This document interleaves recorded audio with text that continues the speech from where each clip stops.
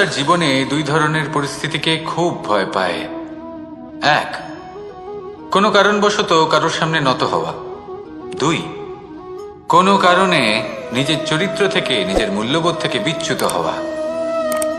এবার কেন হয় এরকম যে কথায় কথায় কারোর সামনে নত হতে হয়? কেন বারংবার নিজের চরিত্র থেকে চ্যুত হতে হয়? এরকম কেন হয়? এটা তখনই হয় যখন আমাদের শিক্ষা এবং মূল্যবোধের অভাব থাকে। যদি মানুষের মধ্যে প্রকৃত শিক্ষা থাকে, তাহলে এই সংসারে কোনো সময় এবং কারোর সামনেই নত হওয়ার কোনো প্রয়োজন নেই। যদি মানুষের মধ্যে মূল্যবোধ থাকে, তাহলে তাকে নিজের মূল্যবোধ বা চরিত্র থেকে বিচ্যুত হতে হয় না, তা সে যাই হয়ে যাক না কেন। কোনো বালককে যদি জন্ম থেকেই সুশিক্ষার অধিকারী করা হয়, শিক্ষিত করা হয়, মূল্যবোধের অধিকারী করা হয়, তবে সে এই সংসারে এমন কর্ম করবে যাতে সে নিজেকে, নিজের পরিবারকে, সমগ্র সমাজকে গর্বিত করতে পারে।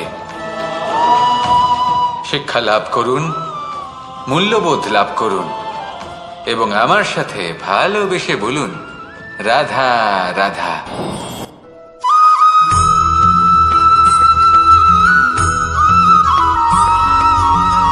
আপনি কখনো কোনো বাজকে নিজের বাসা বানাতে দেখেছেন?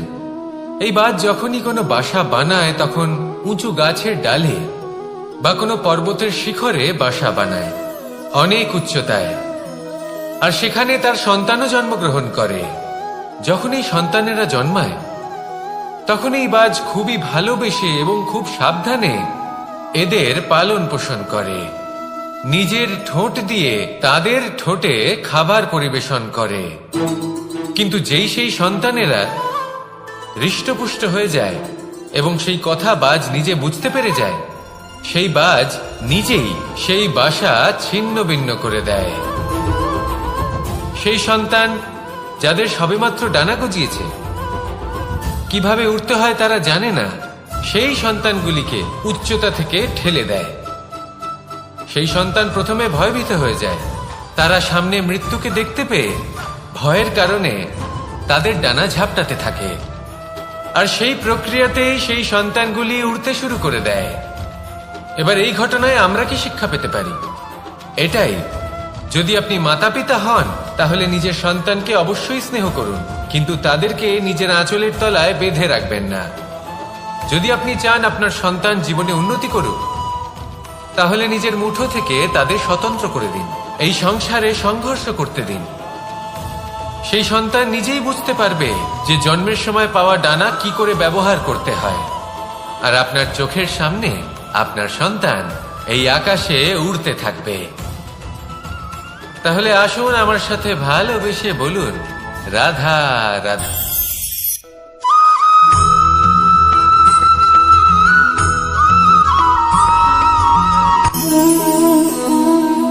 নিয়তি। রাধা আমাকে বলে, কৃষ্ণ, যদি তুমি জানো যে নিয়তিতে কি আছে, তাহলে তাকে বদলে দাও না কেন?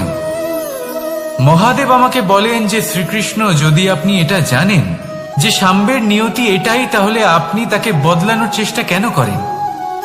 কেন? কারণ আমি একজন পিতা, আর পিতার কর্তব্য এটাই, তিনি যেন সম্ভাব্য সব চেষ্টা করেন নিজের সন্তানের মঙ্গলের জন্য। নিয়তি আমি জানি, কিন্তু এটাও আমি জানি যে কর্মের থেকে বড় আর কোনো নিয়তি হতে পারে না। অভিজ্ঞতাও রয়েছে যে কর্মের হাতে নিয়তির এই চক্র বদলে যেতে পারে। তাই জীবনে যদি আপনার কখনো এমন মনে হয় যে এটা তো অসম্ভব, তখনও চেষ্টা করা কখনোই ছাড়বেন না। কে বলতে পারে আপনারই কর্মের কোনো এক বীজ হয়তো নিয়তির চাকায় আটকে গেল আর নিয়তিকে নিজের পথ পাল্টাতে হলো, ঠিক কিনা? সেই জন্য নিয়তিকে ভাগ্য মেনে নিয়ে চুপ করে বসে থাকবেন না। নিজের নিয়তি স্বয়ং নিজের কর্মের দ্বারা নির্ধারিত করুন, কারণ আপনার এই কর্মের ওপরেই আপনার অধিকার রয়েছে। আর এই অধিকারকে নিয়তি অনেক সময় সম্মানও করে। তাহলে আসুন আর আমার সাথে ভালোবেসে বলুন, রাধা রাধা।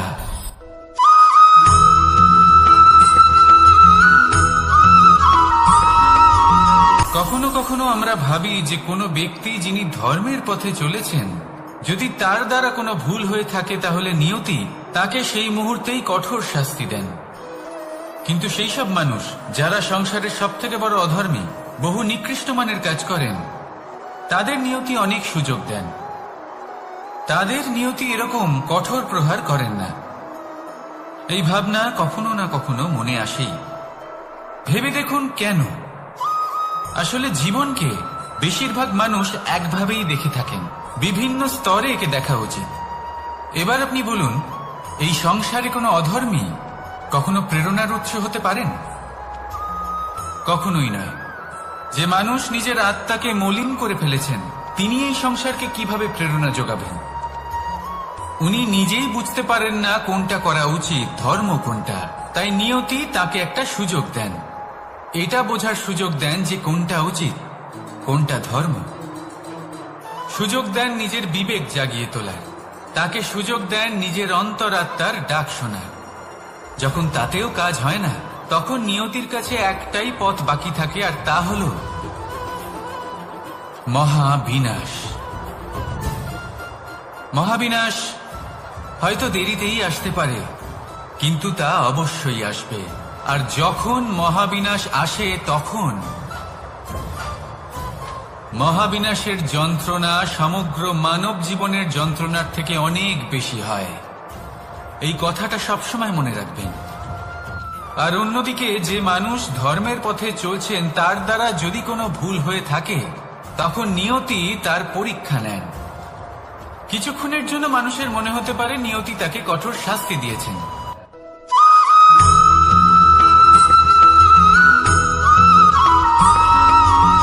এই সংসারে কখনো কোনো ব্যক্তিকে তার বাইরের পোশাক দেখে বিচার করার চেষ্টা করবেন না। এটা খুব বড় ভুল করবেন। যেমন আমরা জীবনে অনেক সময় এমন করি। ধরুন কোথাও একটা গাছ দেখলাম, খুব বিশাল আকারের একটা গাছ, যেটা মাটির থেকে অনেক উঁচুতে পৌঁছে গেছে, যার বিশাল শাখা আছে। সেগুলো দেখে আমরা ভাবি যে এই গাছে হয়তো কত সুস্বাদু ফল আছে। আমরা সেই গাছের পরিচর্যা করতে থাকি। আবার অন্যদিকে হলো একটি তৃণ, যেটা মাটি থেকে কিছুটা উঁচুতে পৌঁছেছে, কিন্তু সেই তৃণর নিচে, মাটির নিচে অত্যন্ত সুস্বাদু ফল বা সবজি জন্ম নেয়, যা আমাদের স্বাস্থ্যের পক্ষে অত্যন্ত উপকারী। সেই জন্য কখনো আবরণ দেখে কাউকে বিচার করতে চেষ্টা করবেন না। তার বদলে এটা বোঝার চেষ্টা করুন যে আপনার সামনে যে ব্যক্তি আছে বা বস্তু আছে, তার বিশেষত্ব কি। যদি এই বিশেষত্ব বোঝার ক্ষমতা আপনি অর্জন করেন, যদি এই শিল্প আপনি নিজের ভেতরে জাগ্রত করেন, তাহলে এই সংসারে বিশেষত্ব কি সেটা আপনি জানতে পারবেন। আর এই সমস্ত খেলা দৃষ্টি থেকে নয়, দৃষ্টিভঙ্গি থেকে জন্ম নেয়। দৃষ্টিভঙ্গি সবসময় শুভ রাখুন, আর আমার সাথে ভালোবেসে বলুন, রাধা রাধা।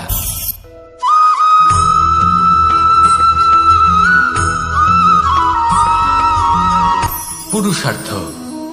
শাস্ত্রে 4 ধরনের পুরুষার্থের কথা বলা হয়েছে। প্রথম হলো ধর্ম।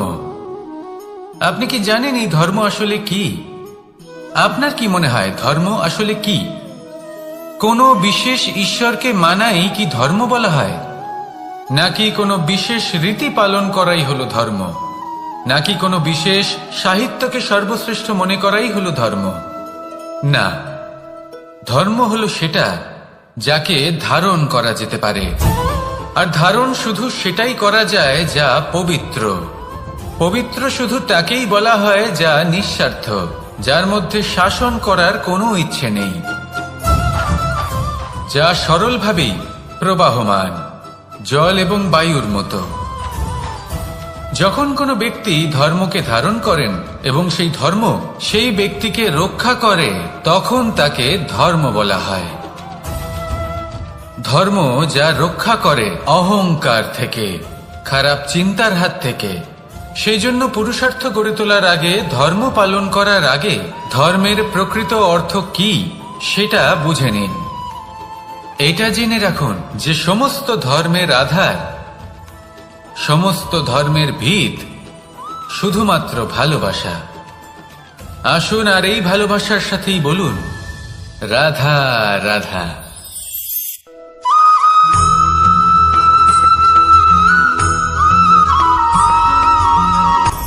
আপনি কখনো পর্বতের শিখরে উঠেছেন? আপনি দেখতে পাবেন পর্বতের পদতলে প্রচুর সুন্দর ফুল রয়েছে, সবুজ বনানী রয়েছে।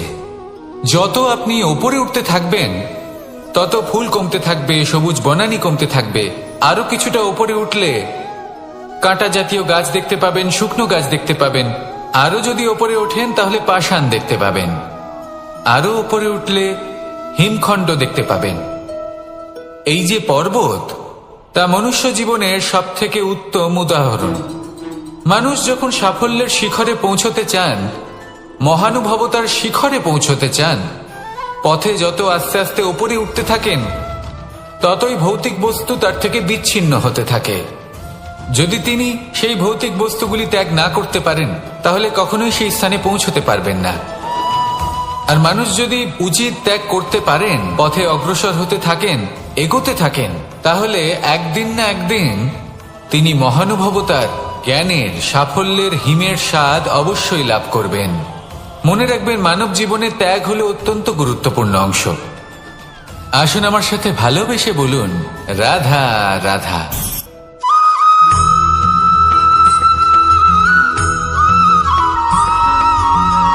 কেউ বলে জীবন খুব ক্ষণস্থায়ী, কেউ বলে জীবন হলো একটা সুন্দর স্বপ্নের মতো, আবার কেউ বলবে জীবন হলো এক কঠোর সত্য।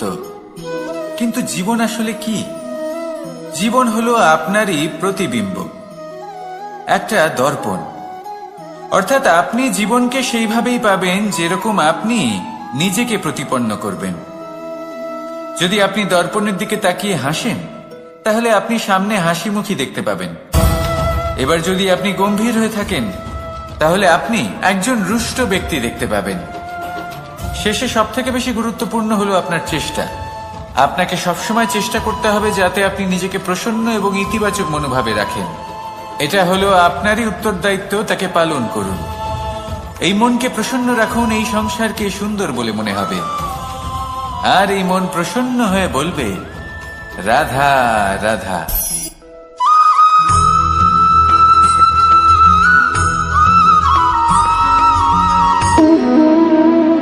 সম্পর্ক হলো আমাদের জীবনের একটি আধার।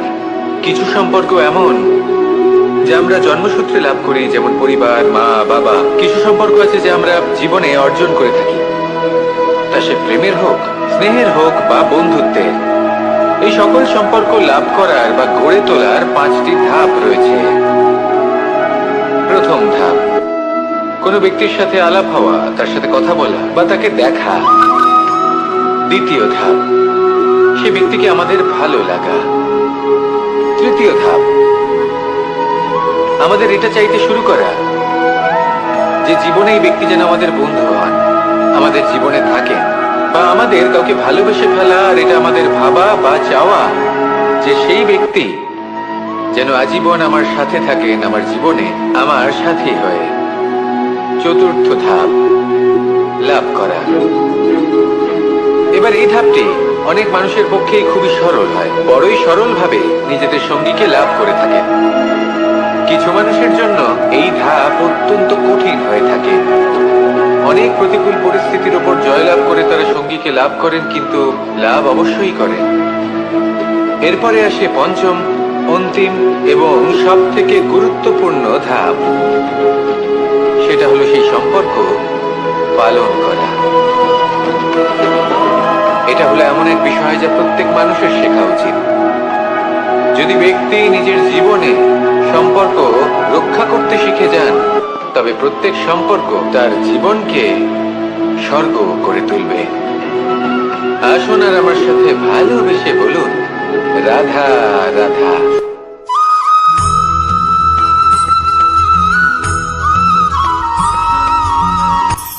কখনো কোনো বাগানের কোনো বৃক্ষকে দেখেছেন যেখানে সুগন্ধি ফুল থাকে, রসালো ফল থাকে? তখন মন প্রফুল্ল হয়ে ওঠে, মন থেকে সেই বৃক্ষের প্রতি ভালোবাসা জন্মায়। কিন্তু যিনি বাগানের মালিক, শুধুমাত্র তিনিই জানেন যে কিভাবে এই বৃক্ষকে আগলে রাখতে হয়, কিভাবে তার পরিচর্যা করলে এতে সুন্দর সুগন্ধি ফুল হবে, রসালো ফল হবে। কখনো কখনো প্রয়োজনের থেকে বেশি রোদ পেলে এই বৃক্ষগুলি শুকিয়ে যায়, প্রয়োজনের থেকে কম রোদ পেলেও এই বৃক্ষ কিন্তু শুকিয়ে যায়। প্রয়োজনের থেকে কম জল যদি পায় এই বৃক্ষ শুকিয়ে যেতে পারে, প্রয়োজনের থেকে অতিরিক্ত জল যদি পায় তখনও এই বৃক্ষের শিকড়গুলি নষ্ট হয়ে যেতে পারে।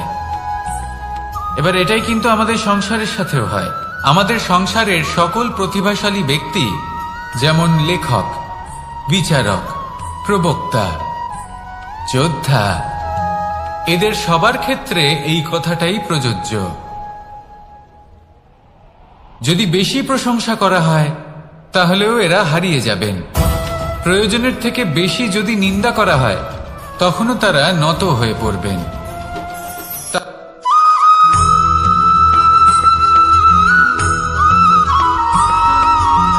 পঞ্চতত্ত্বের মধ্যে দ্বিতীয় তত্ত্ব হল ধরণী, ভূমি, যাকে আমরা ধরণী মাতা বলি। এই ধরণী ধৈর্য ধারণ করে, আর এর ওপরেই আমাদের সমগ্র সংসার নির্ভরশীল। কারণ এই ভূমি সহ্য ক্ষমতা রাখে, এর সহ্য ক্ষমতা হল অপরিসীম। সন্তান যতই আঘাত প্রদান করুক না কেন প্রেম পূর্বক সহ্য করে, আর তার বদলে অমূল্য রত্ন প্রদান করে। সন্তান যদি হাল চালায় তাহলে তার বদলে তাকে অন্ন প্রদান করে। এটাই হলো ধরণী। এবার এর থেকে আমরা কি শিক্ষা পেতে পারি? এটাই যে কারোর জন্য কিছু করা বা কাউকে কিছু দেওয়া মনে কোনো কামনা ছাড়াই। আর এই কথাটা বুঝে যান, যদি কারোর জন্য কামনা না রেখে বা কোনো পাওয়ার আশা না রেখে কারোর জন্য কিছু করেন বা কারোকে কিছু দেন, যদি এটা আপনি শিখতে পারেন তবে আপনি ভালোবাসতে শিখে গেছেন। আর সেই জন্যই এই ধরিত্রীকে মাতা বলা হয়। কারণ মাতা শুধু উনি নন যিনি গর্ভে সন্তানকে ধারণ করেন, মাতা তো উনিও যিনি জীবন বাঁচতে শেখান, যিনি জীবন বাঁচার উদাহরণ প্রদান করেন। তাহলে ধরণীর থেকে এই নিঃস্বার্থ ভাব শিখুন, নিঃস্বার্থ ভালোবাসা শিখুন, আর এই ভালোবাসার সাথেই বলুন রাধা রাধা।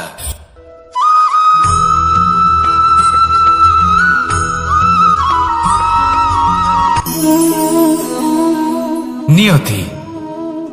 রাধা আমাকে বলে, কৃষ্ণ, যদি তুমি জানো যে নিয়তিতে কি আছে তাহলে তাকে বদলে দাও না কেন? মহাদেব আমাকে বলেন যে শ্রীকৃষ্ণ, যদি আপনি এটা জানেন যে সাম্বের নিয়তি এটাই, তাহলে আপনি তাকে বদলানোর চেষ্টা কেন করেন? কেন? কারণ আমি একজন পিতা, আর পিতার কর্তব্য এটাই তিনি যেন সম্ভাব্য সব চেষ্টা করেন নিজের সন্তানের মঙ্গলের জন্য। নিয়তি আমি জানি, কিন্তু এটাও আমি জানি যে কর্মের থেকে বড় আর কোনো নিয়তি হতে পারে না। অভিজ্ঞতাও রয়েছে যে কর্মের হাতে নিয়তির এই চক্র বদলে যেতে পারে। তাই জীবনে যদি আপনার কখনো এমন মনে হয় যে এটা তো অসম্ভব, তখনও চেষ্টা করা কখনোই ছাড়বেন না। কে বলতে পারে আপনারই কর্মের কোনো এক বীজ হয়তো নিয়তির চাকায় আটকে গেল আর নিয়তিকে নিজের পথ পাল্টাতে হলো, ঠিক কি না? সেই জন্য নিয়তিকে ভাগ্য মেনে নিয়ে চুপ করে বসে থাকবেন না। নিজের নিয়তি স্বয়ং নিজের কর্মের দ্বারা নির্ধারিত করুন, কারণ আপনার এই কর্মের ওপরেই আপনার অধিকার রয়েছে। আর এই অধিকারকে নিয়তি অনেক সময় সম্মানও করে। তাহলে আসুন আর আমার সাথে ভালোবেসে বলুন রাধা রাধা।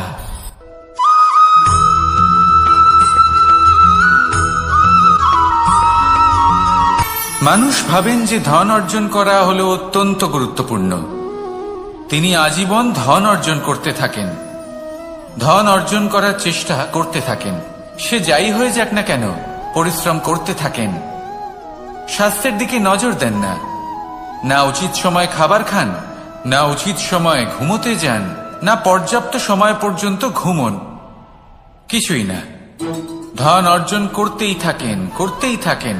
আর কিছু সময় পরে যখন তিনি অসংখ্য ধন লাভ করে ফেলেন, তখন তার সাথে ওনার শরীরে অনেক রোগ বাসা বাঁধে। এইসব রোগের উপচার করতে করতে সেই সমস্ত ধন যা উনি অর্জন করেছেন তা তিনি ব্যয় করে ফেলেন। শেষ পর্যন্ত কি হয়, আমরা যেভাবে এসেছি ঠিক সেইভাবেই ফিরে যাই, ধন এখানেই থেকে যায়। দেখুন, একটা অত্যন্ত গুরুত্বপূর্ণ কথা রয়েছে যে আপনার বোঝা উচিত। এই যে ধন, তার ব্যবহার করুন জীবনকে আরো ভালো করে তোলার জন্য। ধনের সদ্ব্যবহার করা উচিত, এমন যেন না হয় এই ধন আপনাকে ভোগ করে ফেলে। এই জীবনকে নিশ্চিত রূপে আরো শ্রেষ্ঠ করে তুলুন, কিন্তু এই ধন অর্জন করার এই প্রক্রিয়াতে নিজের সারা জীবনকে নষ্ট করে ফেলবেন না। এই জীবন উপভোগ করতে শিখুন, আর আমার সাথে ভালোবেসে বলুন, রাধা রাধা।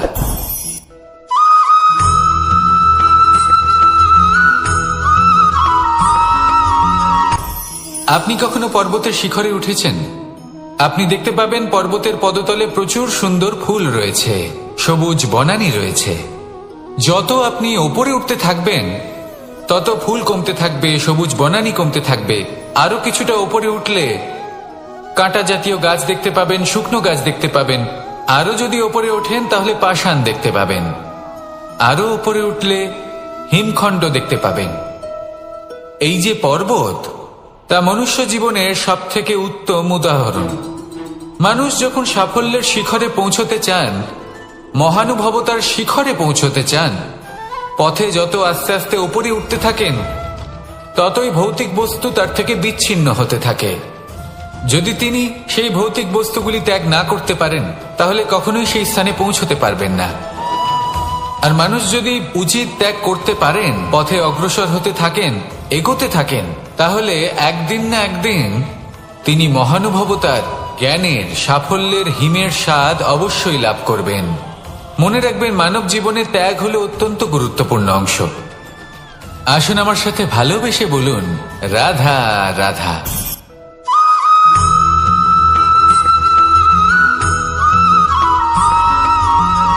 কেউ বলে জীবন খুব ক্ষণস্থায়ী, কেউ বলে জীবন হলো একটা সুন্দর স্বপ্নের মতো, আবার কেউ বলবে জীবন হলো এক কঠোর সত্য। কিন্তু জীবন আসলে কি? জীবন হলো আপনারই প্রতিবিম্ব, একটা দর্পণ। অর্থাৎ আপনি জীবনকে সেইভাবেই পাবেন যেরকম আপনি নিজেকে প্রতিপন্ন করবেন। যদি আপনি দর্পণের দিকে তাকিয়ে হাসেন তাহলে আপনি সামনে হাসি মুখী দেখতে পাবেন। এবার যদি আপনি গম্ভীর হয়ে থাকেন তাহলে আপনি একজন রুষ্ট ব্যক্তি দেখতে পাবেন। শেষে সবথেকে বেশি গুরুত্বপূর্ণ হলো আপনার চেষ্টা। আপনাকে সবসময় চেষ্টা করতে হবে যাতে আপনি নিজেকে প্রসন্ন এবং ইতিবাচক মনোভাবে রাখেন। এটা হলো আপনারই উত্তরদায়িত্ব, তাকে পালন করুন। এই মনকে প্রসন্ন রাখুন, এই সংসারকে সুন্দর বলে মনে হবে। আর এই মন প্রসন্ন হয়ে বলবে, রাধা রাধা।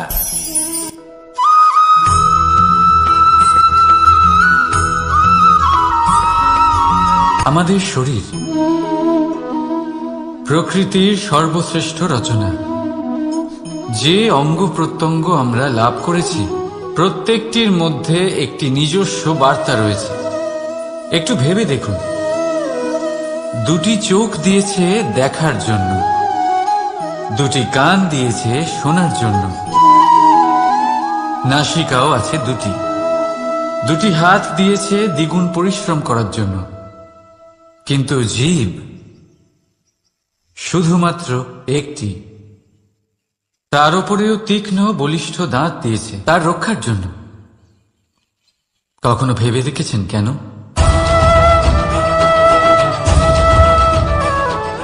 কারণ শব্দ আর শব্দের প্রয়োগ মানুষের সবচেয়ে বড় অস্ত্র, যার প্রয়োগ যত ভেবেচিন্তে করা যায় মানুষ তার জীবনে ততটাই উপরে উঠতে পারে।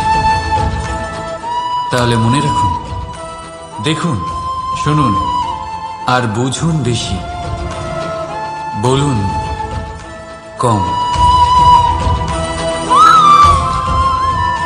রাধা রাধা।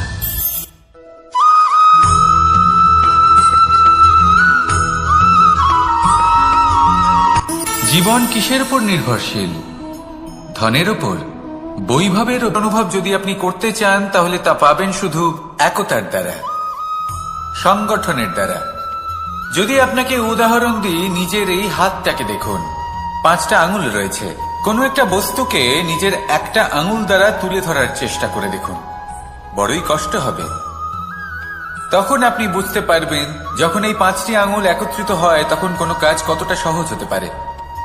এটাই হলো শক্তি একতার। সব থেকে ভালো উদাহরণ যদি আপনাকে দিই তাহলে বাঁশি। এই বাঁশি থেকে অত্যন্ত মধুর সুর নির্গত হয় যা সবার মন প্রসন্ন করে দেয়। এই কথা সত্যি, কিন্তু এই বাঁশি আমি একটা বা দুটো আঙুল দিয়ে বাজাতে পারবো না। আমাকে প্রত্যেকটা আঙুল ব্যবহার করতেই হবে, তবেই এর থেকে মধুর সুর নির্গত হবে যা সকলকে প্রসন্ন করবে, ঠিক কিনা?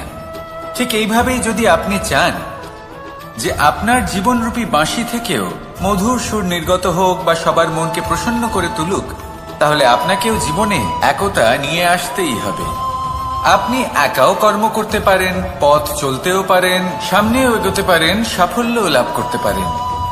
কিন্তু যখন সকলে একসাথে এগোবেন, সেই পথে চলবেন, সেই কর্মই করবেন, তখন লক্ষ্যে অবশ্যই পৌঁছবেন, সাফল্য অবশ্যই লাভ করবেন। কিন্তু সেই সাফল্য এবং তার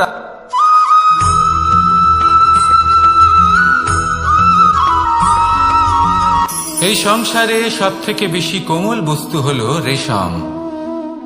এই রেশম এতটাই কোমল হয় যে এর পুরো একটা থান শুধুমাত্র একটা হাতে ধরা সম্ভব। কখনো ভেবে দেখেছেন এই রেশম কিভাবে হয়? একটি কীট তার লালার দ্বারা উৎপন্ন হয়। এই কীট সেই রেশমকে পাক দিতে থাকে, পাক দিতেই থাকে, আর আস্তে আস্তে তার মধ্যেই জড়িয়ে পড়ে। শেষে ওর এই সুন্দর অমূল্য সৃষ্টি রেশমের এই সুতো তার নির্মাণ কার্য পূর্ণ হয়, কিন্তু তাতেই ও নিজে বন্দী হয়ে যায়। নিজেরই মায়াজালের এই বন্দী গৃহে নিজেই ফেঁসে যায়। এবার এই সুতোকে ব্যবহারযোগ্য করে তোলার জন্য এই কীটগুলিকে এই কবচের সাথেই ফুটন্ত জলে ফেলে দেওয়া হয়। এই সংসারে যদি আমাদের স্বপ্ন এই সংসারের দুঃখ হরণ করার জন্য, এই সংসারে সুখ বিতরণ করার জন্য হয়, তবেই আমাদের প্রগতি সম্ভব। যদি আমাদের এই স্বপ্ন শুধুই আমাদের এবং আমাদের স্বার্থ সিদ্ধির জন্য হয়, তাহলে এই স্বপ্ন আমাদের অন্ধ করে দেবে, আমাদের অন্ধকারের পথে নিয়ে যাবে, আর আমরাও সেই কীটের মতো হয়ে যাব। নিজেদেরই মায়াজালে আমরা নিজেই ফেঁসে যাব, আর শেষে আমরা যদি কিছু লাভ করি তা হবে একাকিত্ব, অন্ধকারময় মৃত্যু। তাই স্বপ্ন অবশ্যই দেখুন, কিন্তু এমন ভাবে স্বপ্ন দেখবেন না যে তার এই বন্দিগৃহে আপনি নিজেই ফেঁসে গেলেন। স্বপ্ন দেখুন পরোপকারে।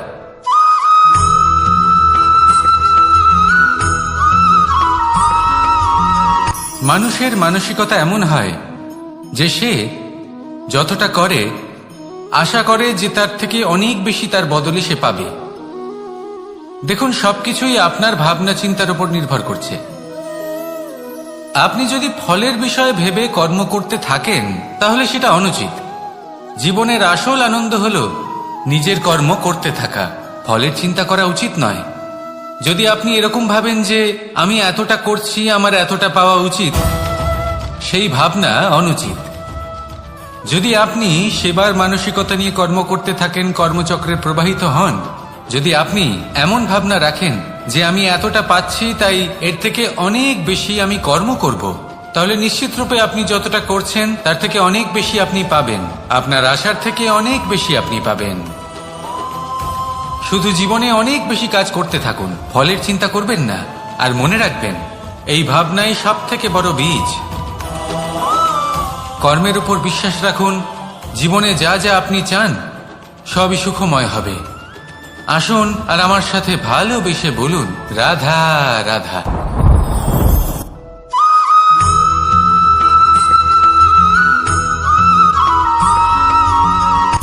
সূচের শেষে একটি ছিদ্র থাকে যার দ্বারা আমরা এই সুতো পরাতে পারি, আর তারপর সূচের সাহায্যে এই সুতো দিয়ে বস্ত্র সেলাই করা যায়। কিন্তু যদি সুতোটা সোজা করে ধরা না হয় তাহলে সূচে কখনো এই সুতো পরানোই সম্ভব নয়। যদি এতে কোনো গিঁট পড়ে তখন তা কখনোই এই ছিদ্র দ্বারা প্রবেশ করা সম্ভব নয়। ঠিক এইভাবেই যদি আপনি কারোর জীবনে প্রবেশ করতে চান, কারোর অন্তরে প্রবেশ করতে চান, তাহলে আপনাকেও সহজ থাকতে হবে। এতে কোনো গিঁট থাকলে চলবে না, অর্থাৎ মনে যাতে কোনো মালিন্য না থাকে, যেন কোনো কুচিন্তা না থাকে। যদি এসব থাকে তাহলে আপনি কখনো কারোর জীবনে প্রবেশ করতে পারবেন না। আর যদি কোনোভাবে আপনি প্রবেশ করেও যান তাহলে তার মনে ঘর করতে পারবেন না। নিজেকে এই সুতোর মতন করে তুলুন, সহজ। মনে যেন কোনো কুচিন্তা না থাকে, সবার প্রতি যেন সদ্ভাবনা থাকে, শুভ চিন্তা থাকে। এমনটা করতে থাকুন। এমন একটা দিন আসবে যেদিন এই সমস্ত সংসারের ব্যক্তির মনে আপনি বাস করবেন, আর তখন এই মন প্রসন্ন হয়ে বলবে, রাধা রাধা।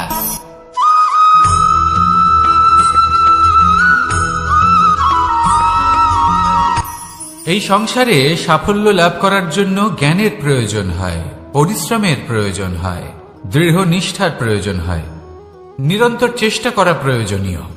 কিন্তু আরো কিছু আছে যা অত্যন্ত প্রয়োজনীয় এবং গুরুত্বপূর্ণ। তা হলো ভালো বন্ধু। তাদের থাকা অত্যন্ত প্রয়োজনীয়। যদি ভালো বন্ধু থাকে তাহলে সময় এলে তারা ঢাল হয়ে আপনাকে সুরক্ষা করবেন। সময় এলে অস্ত্রের মতো শত্রুকে সংহারও করবেন।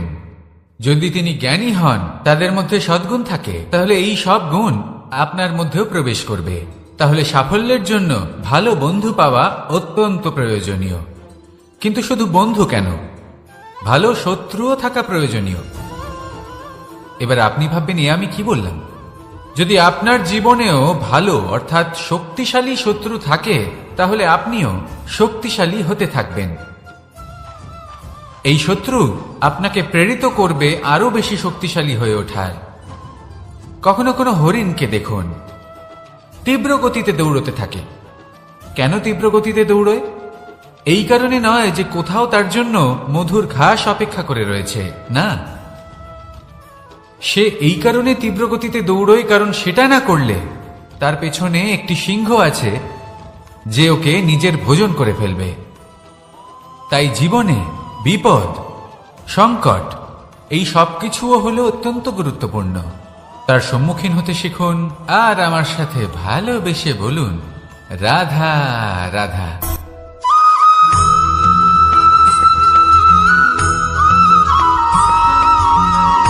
শক্তি শক্তি অর্জন করা এতটা কঠিন নয় যতটা শক্তি লাভ করার পরে সেই শক্তি সামলানো কঠিন হয়। কারণ যেই মানুষ শক্তি লাভ করে তার মনে গর্ববোধ জন্মায়, জন্মায় অহংকার, জন্মায় জেদ। তাই শক্তি প্রাপ্ত করার সাথে বিনম্র থাকাও অত্যন্ত আবশ্যক। আর এটা আমাদের শেখা উচিত বৃক্ষের থেকে। বৃক্ষ যা আমাদের ফল দেয়, বৃক্ষ যা যত ফল দেয় ততটাই ঝুঁকে যায়। আমরা পাথর মারি ওই বৃক্ষের থেকে ফল প্রাপ্ত করার জন্য। সেই পাথরের মার সহ্য করেও বৃক্ষ আমাদের ফল দেয়। কোনো গর্ববোধ নেই, কোনো অহংকার বোধ নেই। আর সেই জন্য এই বৃক্ষের পুজো করা হয়। এটাই হলো মাহাত্ম্য শক্তির সাথে বিনম্রতার। যদি এই শক্তি সৃজন করে থাকে, সাহায্য করে থাকে, সম্বল হয়ে থাকে, তবেই সেই শক্তি উপযুক্ত। আর নয়তো সেই শক্তি একদিন আপনাকে আসক্ত অবশ্যই করবে। তাহলে শক্তি অবশ্যই অর্জন করুন, কিন্তু তার সাথে সেই শক্তি সামলানোর মতো বিবেকও আপনাকে অবশ্যই জাগ্রত করতে হবে। তাহলে আসুন আমার সাথে ভালোবেসে বলুন, রাধা রাধা।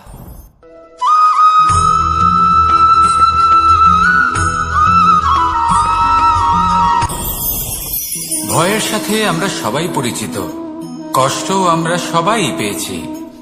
কখনো কখনো আমরা অসুস্থ হয়ে পড়ি, আর এমন সময় হলে মাতার মমতা, কখনো বাবার স্নেহ, কখনো বন্ধুদের পাশে থাকার অনুভূতি আমাদের রোগ নিরাময়ে সাহায্য করে। কখনো যদি আমরা নিরাশ হয়ে পড়ি, তখন যদি আমাদের কোনো আপনজন আমাদের দুটো ভালো কথা বলে, তখন আমাদের মনোবল বেড়ে যায়। ঠিক তেমন সংসারের এই রঙ্গমঞ্চে যদি আপনি পীড়িত অনুভব করেন, কিছু শুভ কথা আলোচনা করুন, কিছু স্তুতি গান করুন, কিছু মুহূর্তের জন্য হলেও নিজের ইষ্টদেবের কথা স্মরণ করুন আর প্রার্থনা করুন। সাহস বাড়বে, শক্তিও বৃদ্ধি পাবে এবং সামনে এগিয়ে চলার পথও দেখতে পাবেন। তখন এই মন প্রসন্ন হয়ে বলবে, রাধা রাধা।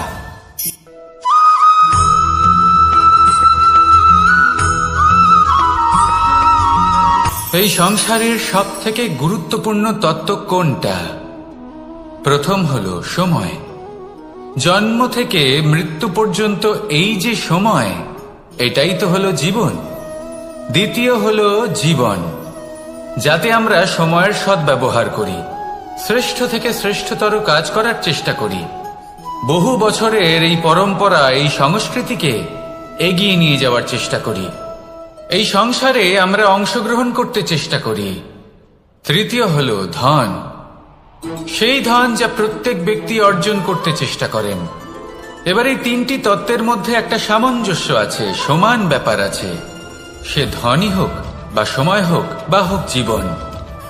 আর সেই সমান ব্যাপার হলো যে যদি আপনি এটা গণনা করতে থাকেন তাহলে তা কমতে থাকে, যদি আপনি এটা ব্যবহার করেন তাহলে তা বাড়তে থাকে। একে সংগঠিত করে রাখতে চেষ্টা করলে এ হাত থেকে ফসকে যায়, কিন্তু যদি আপনি একে সামলে রাখতে শিখে যান তাহলে এমন কাজ করবেন যাতে সংসারের সাথে সাথে পরবর্তী প্রজন্ম লাভবান হবে। যদি কিছু শিখতে চান তাহলে সামলাতে শিখুন, গণনা করা বা সংগঠিত করা নয়। আসুন আর আমার সাথে ভালোবেসে বলুন, রাধা রাধা।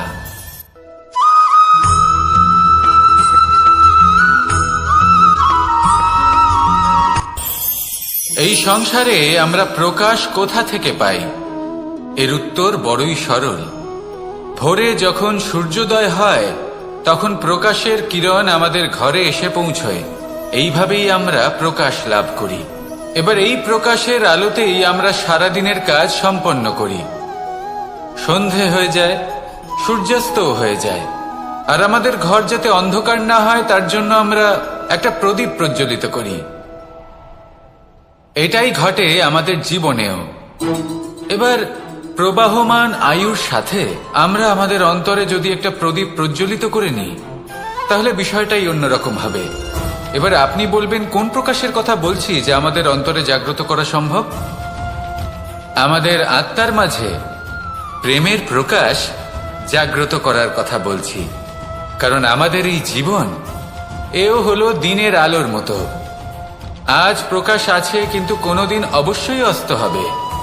কিন্তু অস্ত হবার আগে যদি আমরা আমাদের আত্মার মাঝে প্রেমের এই প্রকাশ উজ্জ্বলিত করে নিই তাহলে আমাদের সন্ধ্যাকালও আমরা আনন্দে এবং প্রেমে যাপন করব। তাহলে আসুন আর আমার সাথে ভালোবেসে বলুন, রাধা রাধা।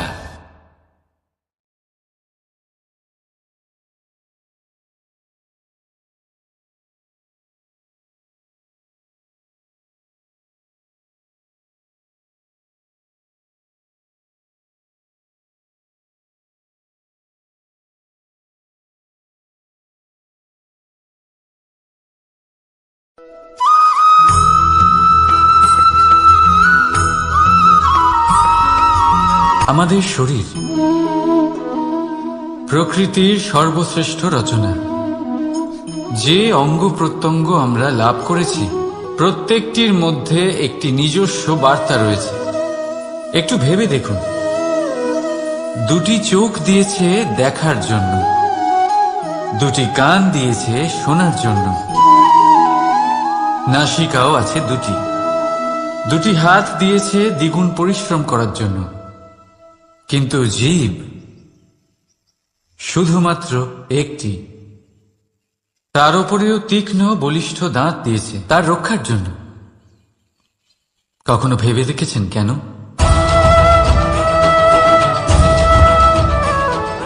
কারণ শব্দ আর শব্দের প্রয়োগ মানুষের সবচেয়ে বড় অস্ত্র, যার প্রয়োগ যত ভেবে চিন্তে করা যায় মানুষ তার জীবনে ততটাই উপরে উঠতে পারে। তাহলে মনে রাখুন, দেখুন, শুনুন আর বুঝুন বেশি, বলুন কম। রাধা রাধা।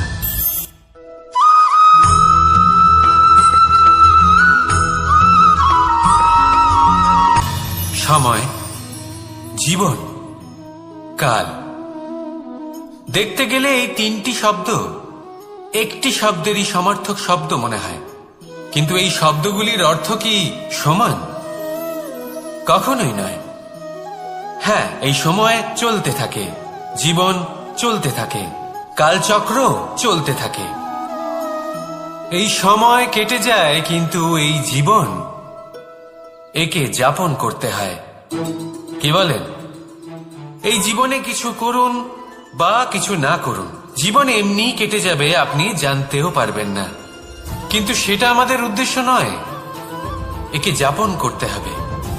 এই জীবনে প্রেরণা পেতে শিখুন, প্রেরণা দিতে শিখুন, আহ্বান গ্রহণ করতে শিখুন, আহ্বান জানাতে শিখুন, মহান কাজ করতে শিখুন, ধন্যাত্মক বোধ জাগিয়ে তুলুন।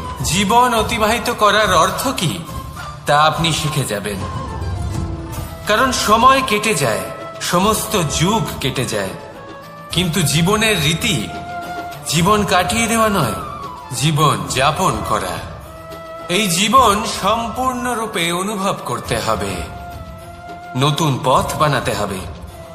এবারে যদি এই জীবন বাঁচার সময় একবার ভেবে দেখুন, যদি মনে প্রেম থাকে, সদ্ভাবনা থাকে, তাহলে কি হবে? এই জীবনকে বাঁচার অনুভূতিটাই অন্যরকম হয়ে যাবে, একটা আনন্দময় অনুভূতি লাভ করবেন। তাহলে এটাই করুন আর আমার সাথে ভালোবেসে বলুন, রাধা রাধা।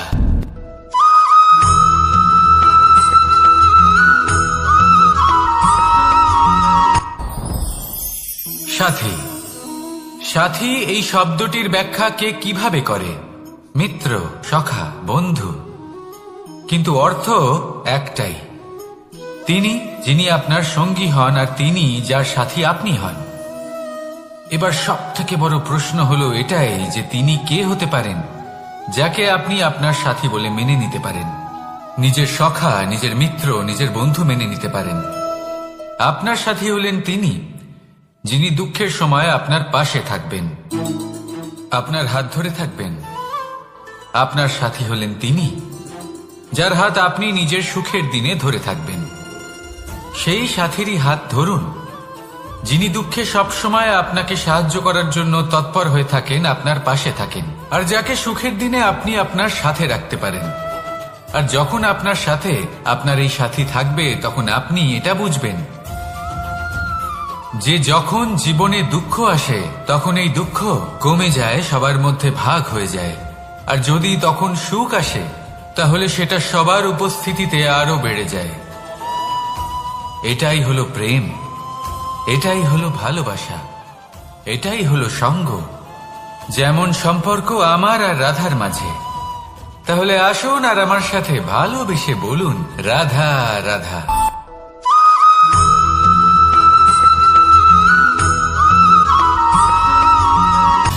সময়, জীবন, কাল। দেখতে গেলে এই তিনটি শব্দ একটি শব্দেরই সমার্থক শব্দ মনে হয়, কিন্তু এই শব্দগুলির অর্থ কি সমান? কখনোই নয়। হ্যাঁ, এই সময় চলতে থাকে, জীবন চলতে থাকে, কালচক্র চলতে থাকে। এই সময় কেটে যায়, কিন্তু এই জীবন একে যাপন করতে হয়। কি বলেন? এই জীবনে কিছু করুন বা কিছু না করুন, জীবন এমনি কেটে যাবে, আপনি জানতেও পারবেন না। কিন্তু সেটা আমাদের উদ্দেশ্য নয়, একে যাপন করতে হবে। এই জীবনে প্রেরণা পেতে শিখুন, প্রেরণা দিতে শিখুন, আহ্বান গ্রহণ করতে শিখুন, আহ্বান জানাতে শিখুন, মহান কাজ করতে শিখুন, ধন্যাত্মক বোধ জাগিয়ে তুলুন। জীবন অতিবাহিত করার অর্থ কি তা আপনি শিখে যাবেন। কারণ সময় কেটে যায়, সমস্ত যুগ কেটে যায়, কিন্তু জীবনের রীতি জীবন কাটিয়ে দেওয়া নয়, জীবন যাপন করা। এই জীবন সম্পূর্ণরূপে অনুভব করতে হবে, নতুন পথ বানাতে হবে। এবারে যদি এই জীবন বাঁচার সময় একবার ভেবে দেখুন, যদি মনে প্রেম থাকে, সদ্ভাবনা থাকে, তাহলে কি হবে? এই জীবনকে বাঁচার অনুভূতিটাই অন্যরকম হয়ে যাবে, একটা আনন্দময় অনুভূতি লাভ করবেন। তাহলে এটাই করুন আর আমার সাথে ভালোবেসে বলুন, রাধা রাধা।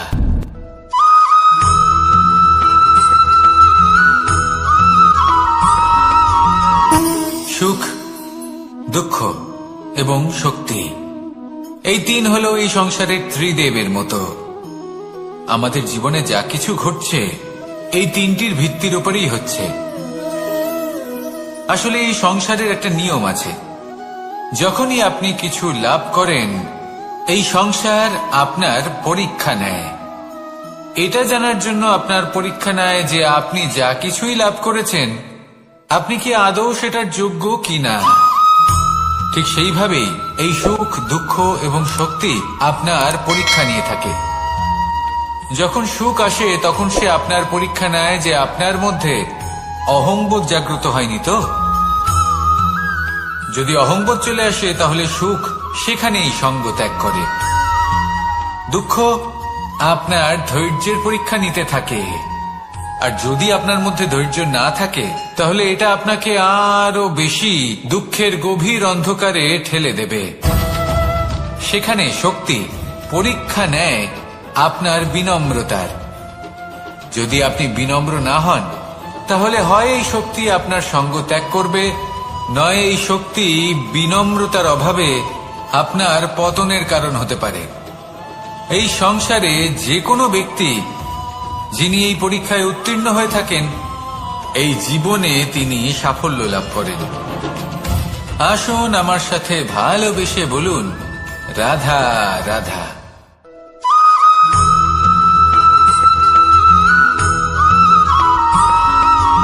কখনো কখনো আমরা ভাবি যে কোনো ব্যক্তি যিনি ধর্মের পথে চলেছেন, যদি তার দ্বারা কোনো ভুল হয়ে থাকে তাহলে নিয়তি তাকে সেই মুহূর্তেই কঠোর শাস্তি দেন।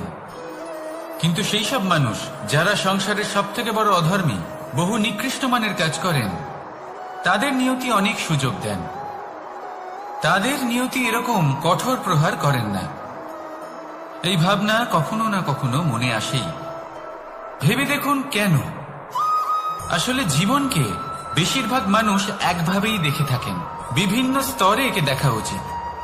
এবার আপনি বলুন, এই সংসারে কোনো অধর্মী কখনো প্রেরণার উৎস হতে পারেন? কখনোই নয়। যে মানুষ নিজের আত্মাকে মলিন করে ফেলেছেন তিনি এই সংসারকে কিভাবে প্রেরণা যোগাবেন? উনি নিজেই বুঝতে পারেন না কোনটা করা উচিত, ধর্ম কোনটা। তাই নিয়তি তাকে একটা সুযোগ দেন, এটা বোঝার সুযোগ দেন যে কোনটা উচিত, কোনটা ধর্ম।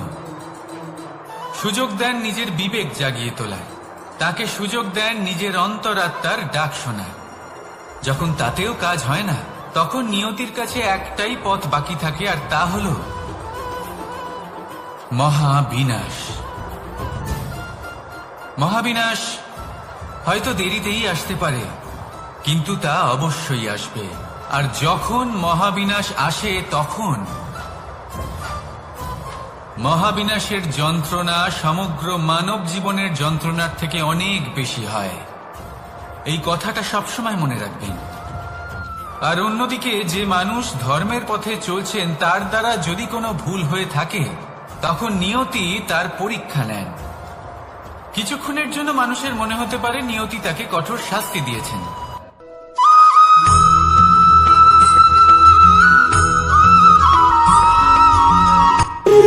যখন মানুষের মৃত্যু হয় তখন কি হয়? অনেক সংখ্যক মানুষ শোক পালন করতে চলে আসেন। যে ব্যক্তি মৃত্যু লাভ করেছেন তার অনেক বস্তু থাকে যেগুলো তার প্রিয়, যেগুলো তিনি ব্যবহার করেছেন। তার শয্যা, তার বস্ত্র, তার আভূষণ সবকিছু তার থেকে বিচ্ছিন্ন করা হয় এবং খালি হাতে তাকে শ্মশানের উদ্দেশ্যে রওনা করা হয়। আমি আপনাকে এই প্রশ্ন করতে চাই, আপনি এই সংসারে কি অর্জন করেছেন? ধন সম্পত্তি, বস্ত্র, আভূষণ, এই সব কিছু যে আপনি অর্জন করেছেন, আপনার মৃত্যুর পরে তা আপনার থেকে দূর হয়ে যাবে। এর উত্তর হলো একটাই, আপনার কর্ম। শুধু সেটাই আছে যা একান্ত আপনার, আর শুধু সেটাই এই সংসার থেকে চলে যাওয়ার পরেও সংসারেই জীবিত থাকবে। যদি আপনি দুষ্কর্ম করেন, তাহলে এই সংসার আপনাকে একটি অনুচিত উদাহরণ হিসেবে মনে রাখবে যে এই ব্যক্তি খুব পাপী ছিল, অনুচিত কর্ম করতেন। যে পথে তিনি চলেছেন সেই পথে কারোর চলা উচিত নয়। সেখানেই যদি আপনি সৎকর্ম করেন, তাহলে সংসার চিরকাল এটাই বলবে যে খুব ভালো মানুষ ছিলেন, সবাইকে ভালোবাসতেন, সবাইকে সাহায্য করতেন, আমার খুব প্রিয় মানুষ ছিলেন। এটাই হলো শ্রেষ্ঠ কর্ম। সেই জন্য জীবনে শুধুমাত্র ধন সম্পত্তি, আভূষণ এই সব অর্জন করতে গিয়ে নিজের মনোনিবেশ করবেন না। শ্রেষ্ঠ কর্ম করুন। সংসার থেকে চলে যাওয়ার পরেও এই কর্মই এই সংসারে আপনাকে জীবিত রাখবে। আসুন আমার সাথে ভালোবেসে বলুন, রাধা রাধা।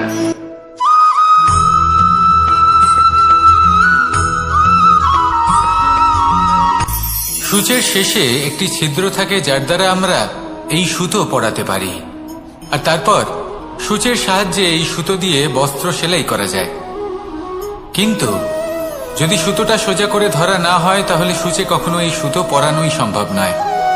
যদি এতে কোনো গিঁট পড়ে, তখন তা কখনোই এই ছিদ্র দ্বারা প্রবেশ করা সম্ভব নয়। ঠিক এইভাবেই যদি আপনি কারোর জীবনে প্রবেশ করতে চান, কারোর অন্তরে প্রবেশ করতে চান, তাহলে আপনাকেও সহজ থাকতে হবে। এতে কোনো গিঁট থাকলে চলবে না, অর্থাৎ মনে যাতে কোনো মালিন্য না থাকে, যেন কোনো কুচিন্তা না থাকে। যদি এসব থাকে, তাহলে আপনি কখনো কারোর জীবনে প্রবেশ করতে পারবেন না। আর যদি কোনোভাবে আপনি প্রবেশ করেও যান, তাহলে তার মনে ঘর করতে পারবেন না। নিজেকে এই সুতোর মতন করে তুলুন, সহজ। মনে যেন কোনো কুচিন্তা না থাকে, সবার প্রতি যেন সদ্ভাবনা থাকে, শুভ চিন্তা থাকে।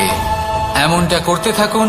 এমন একটা দিন আসবে যেদিন এই সমস্ত সংসারের ব্যক্তির মনে আপনি বাস করবেন, আর তখন এই মন প্রসন্ন হয়ে বলবে, রাধা রাধা।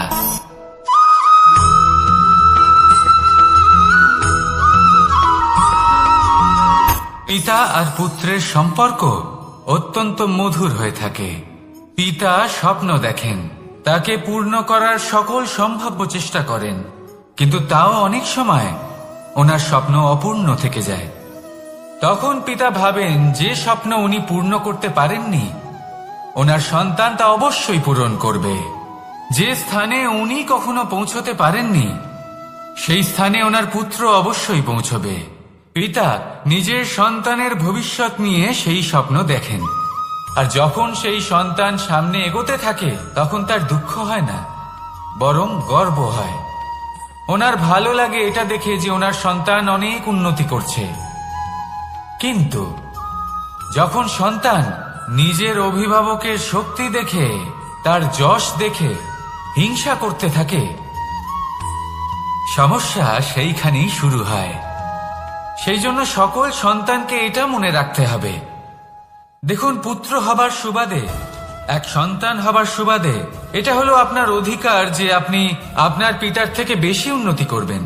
আপনার পিতাও এটাই চান, কিন্তু সুস্থভাবে এটা করুন।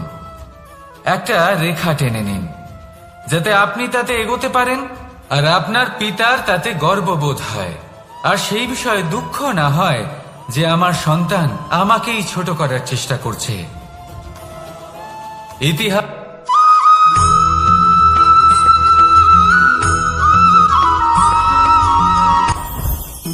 জীবনে কিছু শেখা অত্যন্ত গুরুত্বপূর্ণ। এবার কি কি শিখতে হবে সেই সব শেখানোর জন্য অনেক শিক্ষক রয়েছেন, কিন্তু কি শিখবেন না আর কি করবেন না, এটা আমাদের নিজের অভিজ্ঞতা দিয়ে শিখতে হয়।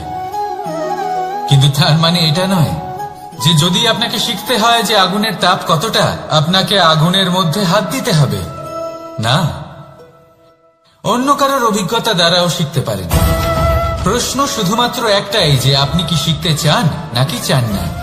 যদি আপনি এটাই ভাবেন যে আমি শুধুই নিজের অভিজ্ঞতা দ্বারাই শিখতে চাই, তাহলে জীবনকাল ছোট মনে হবে, অনেক কিছুই শিখতে পারবেন না। তাই নিজের সাথে সাথে বড়দের অভিজ্ঞতার দ্বারাও শেখা শুরু করে দিন। এই সংসারের অভিজ্ঞতা দ্বারা শিখতে শুরু করে দিন। আর এটা নিশ্চিত রূপে শেখা আবশ্যক যে কখন কি করবেন না, কোথায় থামতে হবে আর কোথায় থামবেন না। তাহলে আসুন আর আমার সাথে ভালোবেসে বলুন, রাধা রাধা।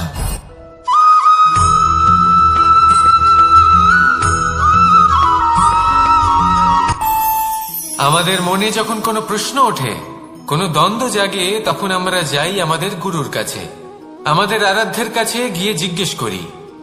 এইভাবেই একদিন আমি পৌঁছলাম আমার আরাধ্যের কাছে, আমার মহাদেবের কাছে, আর ওনাকে প্রশ্ন করলাম যে মহাদেব, জীবনে আনন্দ পাওয়ার, উৎসব পালনের, প্রেম ভাগ করে নেবার, জীবনকে উপভোগ করে নেওয়ার সর্বশ্রেষ্ঠ সময় কোনটা? মহাদেব হাসলেন আর উনি বললেন, জীবনে উৎসব পালনের সব থেকে শ্রেষ্ঠ দিন হল মৃত্যুর ঠিক আগের দিনটা। প্রেম ভাগ করে নেওয়ার সব থেকে শ্রেষ্ঠ মুহূর্ত হল মৃত্যুর ঠিক আগের মুহূর্ত। জীবনকে উপভোগ করে নেওয়ার সর্বশ্রেষ্ঠ প্রহর হল মৃত্যুর এক প্রহর পূর্বে। তখন আমি চমকে গেলাম। আমি বললাম, কিন্তু মহাদেব, মৃত্যু তো অনিশ্চিত, আমরা জানিও না কবে আমাদের মৃত্যু হবে। মহাদেব আবার হাসলেন। উনি বললেন যে যদি আমরা এভাবে জীবন কাটাই যে আমরা জীবনের প্রত্যেক দিন, প্রত্যেক মুহূর্ত, প্রত্যেক প্রহর শেষ বলে মনে করি, তাহলে আমাদের সমস্ত জীবন আনন্দের সাথেই অতিবাহিত হবে। কি বলেন?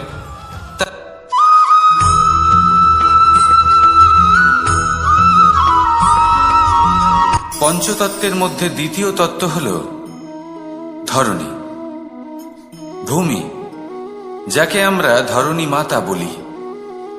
এই ধরণী ধৈর্য ধারণ করে, আর এর উপরেই আমাদের সমগ্র সংসার নির্ভরশীল।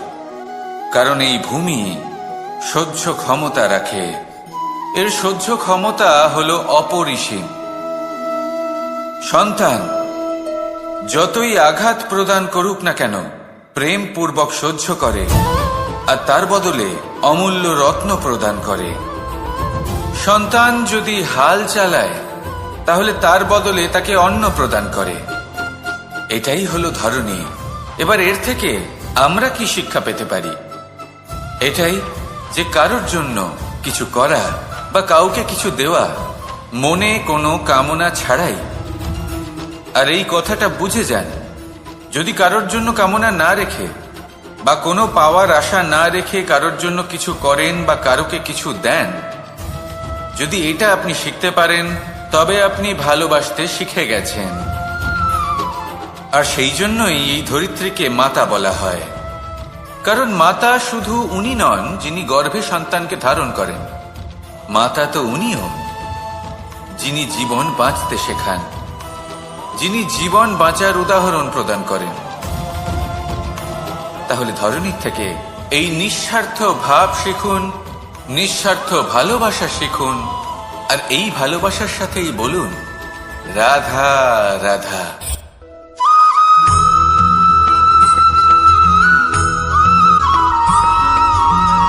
এই সংসারে কোনো বস্তু হোক বা ব্যক্তি হোক, তার একার গুরুত্ব কিন্তু খুব বেশি নয়।